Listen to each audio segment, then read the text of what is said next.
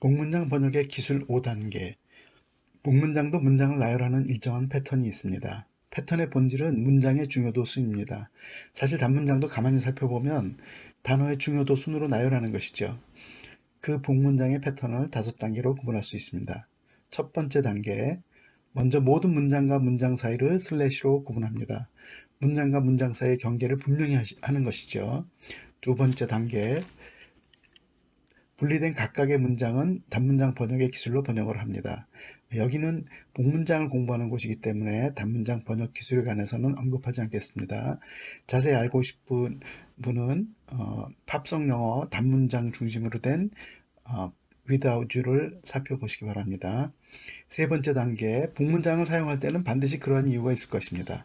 그 이유를 규명하기 위해 문장과 문장 사이의 관계를 파악하는 것입니다. 네 번째 단계, 필자가 개발한 복문장 연결 코드를 부여합니다. 이는 문장의 구조를 명확하게 분석한 것으로 모든 복문장은 아무리 복잡하고 길어도 코유 부여가 가능합니다. 즉 문장의 구조를 확실하게 분석할 수 있다는 것을 의미합니다. 과거에 영어 구문론이라는 구조 분석론이 있었는데 그것을 아주 쉽게 표현한 것입니다. 자세한 내용은 필자에 져서 복문장 경작의 모든 것을 참조하시기 바랍니다. 마지막으로 5번째 단계, 먼저 복문장을 직역하고 의역을 합니다. 반드시 직역을 해야 영어의 복문장 구조를 이해할 수 있고 나아가서는 영작을 할 때 어떻게 해야 하는지 그 순서와 절차를 이해할 수 있고 영작도 가능해집니다. 복문장 번역의 첫 번째 단계는 복문장 속에 들어있는 단문장을 구분하는 겁니다. 단문장과 단문장 사이는 슬래시를 그어서 구분하세요. 이렇게 하는 것만으로도 훨씬 영어가 쉬워 보이죠. 그리고 읽을 때 어디서 끊어서 읽어야 되는지도 자연히 해결되죠. 당연히 문장과 문장 사이를 끊었다가 읽어야겠죠.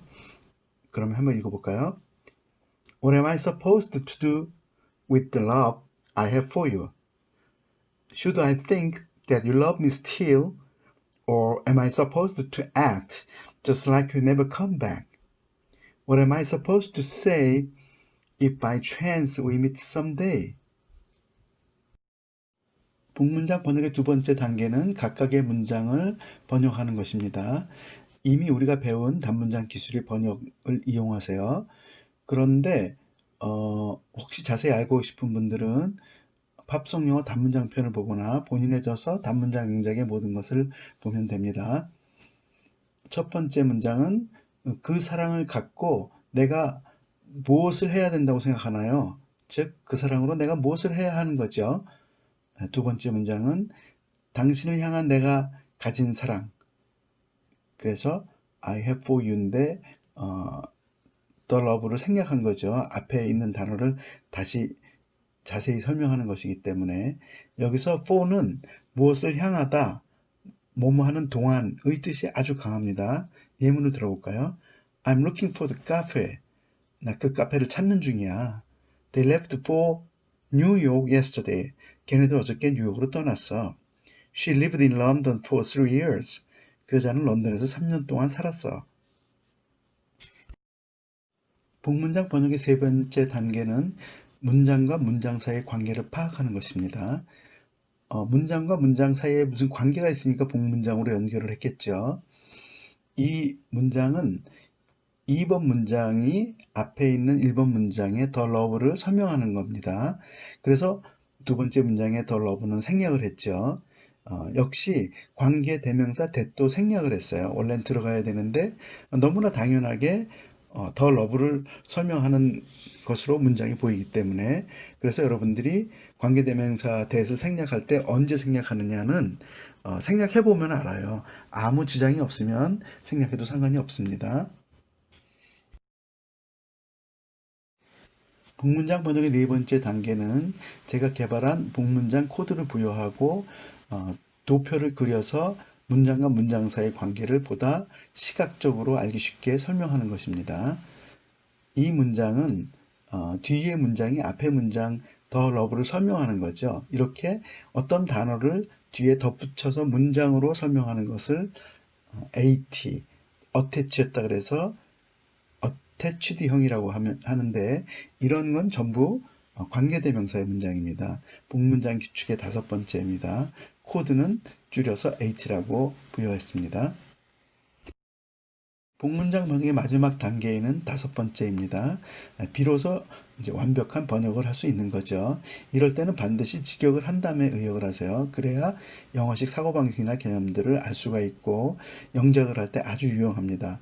그렇지 않으면 한국말식으로 영어를 하게 되면 콩글리시가 되고 상대가 알아듣지 못할 수도 있기 때문입니다. 이 문장은 직역은 당신을 향해 내가 가진 사랑으로 무엇을 한다고 상상하는 건가요? 의역은 당신을 향한 나의 사랑으로 내가 무엇을 할 수 있다고 생각하세요? 네, 이렇게 합니다.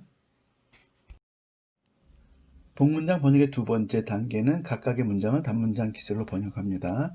첫 번째 문장, should I think? 내가 생각해야 하는 건가요? 두 번째 문장, that you love me still. 여전히 당신 나를 사랑한다고. 세 번째 문장, or am I supposed to act? 아니면 행동을 생각해 볼까요? 네 번째 문장, just like you never come back. 당신이 결코 돌아오지 않을 것처럼. 복문장 번역의 세 번째 단계는 문장과 문장 사이의 관계를 파악하는 겁니다. 이 문장은 단문장 4개로 이루어져 있습니다. 전체적으로는 A 문장 또는 B 문장이며 A 문장 속에 또 문장이 들어있어요. 그래서 이런 경우를 중문장이라고 그러고 B 문장은 또 문장이 들어있는데 이것은 to act의 목적어로 문장이 왔어요. 그래서 A 문장 2개, B 문장 2개, 그 전체는 4개의 문장으로 이루어져 있습니다. 복문장 번역의 네 번째 단계는 복문장 코드를 부여하고 도표로 문장과 문장 사이의 관계를 표현하는 겁니다. 이 문장은 앞문장과 뒤에 문장이 or로 연결되어 있고 앞에 문장에 should think 동사의 목적어로 문장이 왔죠. 목적 처리.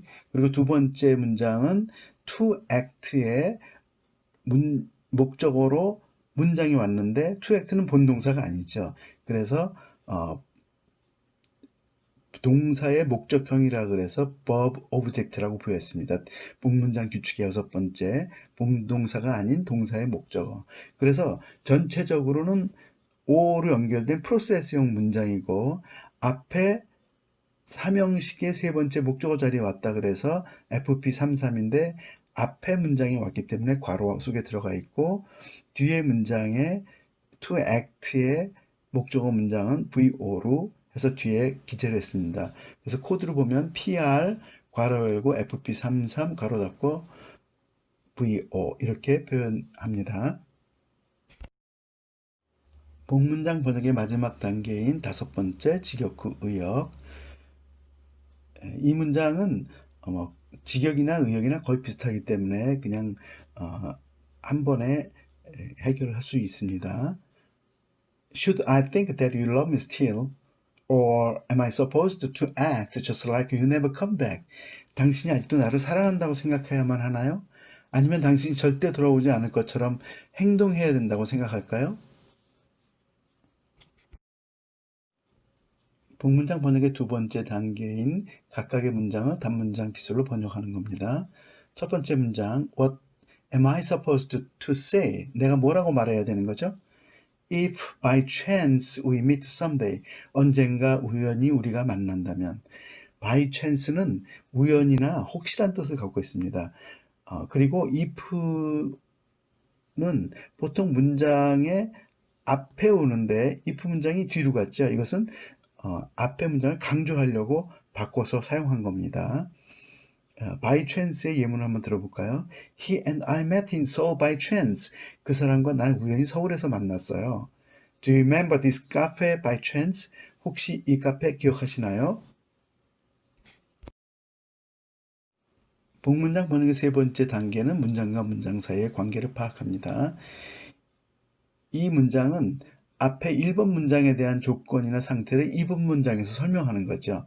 이렇게 if 문장은 먼저 사용해야 되지만 결과를 보다 강조하고 싶을 때는 앞에다가 if를 쓰지 않고 뒤로 보낼 수도 있습니다.